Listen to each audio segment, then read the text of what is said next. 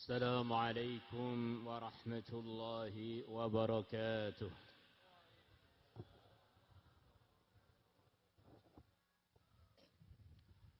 نحمده ونصلي ونسلم على رسوله الكريم أما بعد. Teman-teman semua, kita ini di dunia ini tidak lama.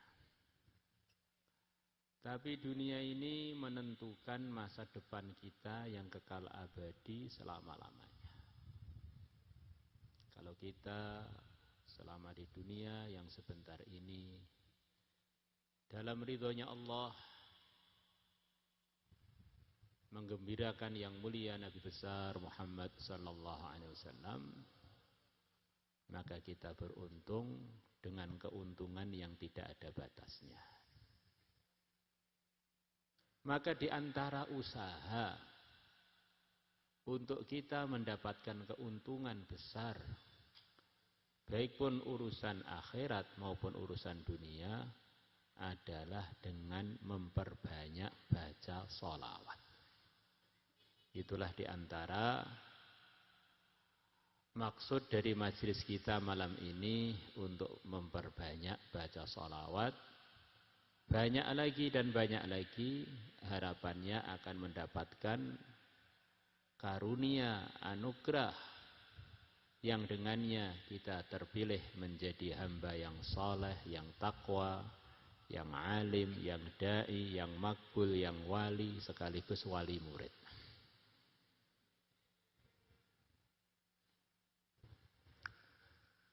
Itulah di antara yang dijanjikan Nabi dengan lisan beliau yang mulia. Lisan yang tidak pernah keluar darinya kecuali kebenaran saja. Beliau menggerakkan tangan beliau yang mulia berisyarat kepada mulut beliau yang mulia. Beliau mengatakan, ma kharaja minhu illal haqq. Tidak keluar dari mulut saya kecuali kebenaran saja. Beliau menjanjikan bagi umatnya yang banyak lagi baca salawat, idzan tukfa hammaka wa yughfar dzambuka. Kalau kamu banyak baca salawat sampai doanya didominasi dengan salawat, yang kamu prihatinkan semuanya akan dibereskan oleh Allah. Dan dosa kamu akan dimaafkan oleh Allah. Maka di pusat ini banyak cerita-cerita, kenangan-kenangan mengenai berkahnya sholawat. Dulu sekian banyak santri sulit ketemu Nabi, tirakat baca sholawat. Akhirnya sekian banyak yang mimpi ketemu Nabi. Nah, dulu ada orang yang banyak memusuhi Al-Fatah, buat macam-macam fitnah. Akhirnya kiainya Al-Fatah membaca banyak sholawat nariyah waktu itu. Kemudian bermimpi Rasulullah datang, orang yang suka menyakiti hati tadi, ditali oleh Nabi, kemudian disembelih. Nyembelihnya pas di komplek ini. Nah, maka begitu pagi-pagi dengar berita orang tersebut mendadak mati. Nah, akhirnya kompleknya waktu itu belum jadi, akhirnya dinamakan Komplek Nur Muhammad. Nah, Masya Allah.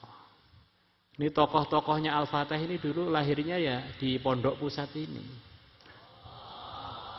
Maka semestinya santri pusat itu lebih bermutu melebihi yang lain-lain. Nah, maka di sini ada namanya Aula Abu Bakar. Ini termasuk tempat kenangan dulu untuk pertemuan-pertemuan ayah kami. Mulai adanya bangunan itu dengan para ulama, dengan para pejabat untuk acara-acara dakwah. Termasuk saya pertama kali ngimami traweh itu di situ itu. Di komplek di Aula Abu Bakar. Waktu itu saya perintahkan oleh ayah saya untuk mulai tarawih yang panjang-panjang. Jadi jangan di masjid sini, cari tempat di aula Abu Bakar sana. Akhirnya saya ngimami di situ itu. Saya lupa berapa juz setiap malam, ngimaminya pertama kali di aula Abu Bakar. Terus sekian lama ngajar di aula Abu Bakar nih. Begitu pula dulu kelas saya waktu aliyah yang ngajar Kiai Uzairon, kelas saya di pas di sini nih. Di komplek ini di Nur Muhammad yang ngajar Kiai Uzairon, ngajar Aswaja, ngajar ke NU-an. Waktu itu laki perempuan masih campur, ada satirnya aja. Waktu aliyah di situ itu termasuk belajar kimia, teori-teori kimia itu di situ itu. Kemudian di sini ini sekarang kompleknya Imam Syafi'i ya. Nah, Imam Syafi'i apa komplek apa ini sekarang? Nah, Imam Syafi'i ini dulu saya kelas SMP saya di situ itu mulai kelas 1 sampai kelas 3. Belajar biologi, belajar fisika, belajar pembukuan di situ itu. Nah. Kemudian kalau malam di sini ini gelap gulita. Listriknya dipadamkan semua, biasanya malam-malam kami gantian, saya dengan beberapa saudara yang lain gantian kalau malam istighosah di sini. Istighosah sampai sak tidurnya. Baca ayat Hirzi, kemudian baca laqad ja'akum, baca inna anzalna, law anzalna. Ini di lapangan Pondok Pusat ini. Kemudian keluarga kami termasuk kadang-kadang saya sering mimpi ketemu Nabi ya di komplek-komplek pusat ini. Ya. Termasuk komplek yang banyak dikunjungi secara rohani oleh Rasulullah SAW. Zaman dulu, sekarang nggak tahu gitu. Wah, langsung mati. Alhamdulillah. Hidupkan dulu ini. Kemudian kalau malam lepas selesai musyawarah, biasanya saya hobi olahraga. Dengan tim saya olahraga di depan aula Abu Bakar itu mulai 10:30 sampai azan awal subuh. Hampir tiap malam. Olahraga sampai capek, terakhir sparring. Sparring. Jarang istirahat. Lepas olahraga, lapar. Itu kadang-kadang satu nampan tuh hanya untuk 3 orang. Bahkan kadang-kadang 2 orang. Masya Allah. Kalau siang, jam 3 itu biasanya di sini ini ada tempat gantungan samsak. Saya mukuli sansa sampai capek, kemudian sampai 3:30, terus sparring mulai sampai 3:30 sampai adzan asar di situ itu. Di depannya itu namanya apa? Syarif Hidayatullah ya. Nah, mulai zaman Kiai Zairon namanya Syarif Hidayatullah, bahkan mungkin mulai zaman ayah. Akhirnya banyak keluarga Syarif Hidayatullah jadi keluarga kita. Jadi tidak ada nama itu kebetulan nggak ada. Aula Abu Bakar, sanadnya Tarekat Naqsyabandi sampai Sayyidina Abu Bakar. Imam Syafi'i memang madhab kita, Imam Syafi'i. Atasnya Imam Malik, memang Imam Malik gurunya Imam Syafi'i.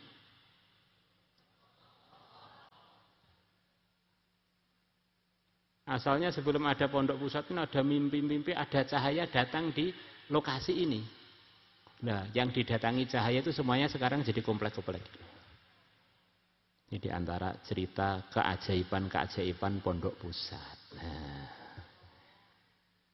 La ilaha illallah. Dengan membaca salawat, memperbanyak baca salawat, harapannya kita ini tambah soleh, tambah soleh, tambah soleh. Akhirnya layak untuk mendapatkan anugerah menjadi bagian orang yang paling dekat pada hari kiamat dengan yang mulia Nabi besar Muhammad sallallahu alaihi wasallam. Inna awlan nasi bi yaumal qiyamati aktsaruhum alayya salatan. Sesungguhnya nanti pada hari kiamat, orang yang paling dekat dengan aku, dengan yang mulia Nabi besar Muhammad SAW, adalah yang paling banyak membaca sholawat. Maknanya dalam sholawat itu adalah satu rahasia menyebabkan orang itu jadi tambah dekat dengan ketakwaan sampai akhirnya layak untuk punya derajat dekat dengan yang mulia Nabi besar Muhammad SAW. Itulah diantara kenyataan dari firman Allah, wa rafa'na laka dzikrak, aku telah angkat namamu wahai Muhammad. Jadi cinta kepada Allah, berkeyakinan kepada Allah yang Maha Kuasa, yang menciptakan segalanya, untuk sampai kepada Allah jalannya adalah lewat makhluknya Allah yang tertinggi, yang termulia, yang tercinta di hadapan Allah, Nabi besar Muhammad SAW. Orang mengatakan la ilaha illallah, enggak diteruskan Muhammad Rasulullah, bagi umat Muhammad, imannya enggak diterima. Selepas sholat enggak ada, selepas syahadat enggak ada yang lebih penting melebihi sholat. Sholat yang begitu penting, orang waktu sholatnya enggak baca sholawat, enggak diterima oleh Allah. Kita ini punya hajat-hajat yang begitu banyak yang perlu kita minta kepada Allah biar ditunaikan oleh Allah. Orang capek-capek doa, enggak membaca sholawat, doanya enggak digubris oleh Allah. Nah, ringkasnya sholawat ini penting banget untuk menjadi bagian acara resmi kita harian. Maka harapannya dengan majelis sholawat ini, akhirnya sholawat menjadi bagian dari kesenangan dan kebiasaan mulia kita harian. Akhirnya muncul dari majelis ini wali-wali Allah. Nah, muncul dari majelis ini orang-orang yang makbul. Muncul dari pusat ini dai-dai yang sebab hidayah tersebarnya Ahlus Sunnah wal Jamaah ke seluruh alam. Keluar orang-orang yang bersih, yang takwa, jadi pejantan-pejantan yang berkah. Nah, harapannya begitu itu. Maka yang perlu dekat dengan Allah, dekat dengan Rasulullah semuanya, maka malam ini karena untuk bergembira untuk itu, sebagian anak saya akan sholawatan walaupun belum bagus karena pengen latihan menyampaikan ungkapan gembiranya kepada yang mulia Nabi besar Muhammad sallallahu alaihi wasallam. Dimulai dari apa sing ana iki? Fatih, ini santri baru dari Trangkil. Nah, Muhammad Al-Fatih At-Tambari wal Bantani. Nah. Salahnya perbaiki. Alhamdulillah. Wis. Ya diiringi. Ambil deh. Yang pede aja. Anggap aja orang ini semuanya seneng. Nah. Bahak Ahmad gak ada ya? Di samping nanti akan ada atraksi. Kenapa kok atraksi? Orang itu kalau kuat, orang iman yang kuat akan mendapatkan dua hal. Pertama kali al-ahabbiyah, lebih dicintai Allah. Yang kedua, lebih baik dari umumnya orang beriman, khairiyah. Al-mu'minul qawi ahabbu ilallah minal mu'min ad-dha'if. Kemudian hadis yang kedua, al-mu'minul qawi khairun 'indallah minal mu'min ad-dha'if atau kama jaa fil hadis. Mungkin kita pernah dengar Syekh Yusuf, Syekh In'amul Hasan, beliau berdua itu adalah waktu ngaji di Diupan juara satu gulat, juara satu musolaah. Di orang-orang yang jagoan itu ya biasanya memang punya fisik yang nekat.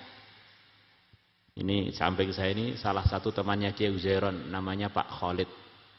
Ini juga waktu di Mekah itu sering kelahi dengan orang Mekah dan sering menang. Insyaallah.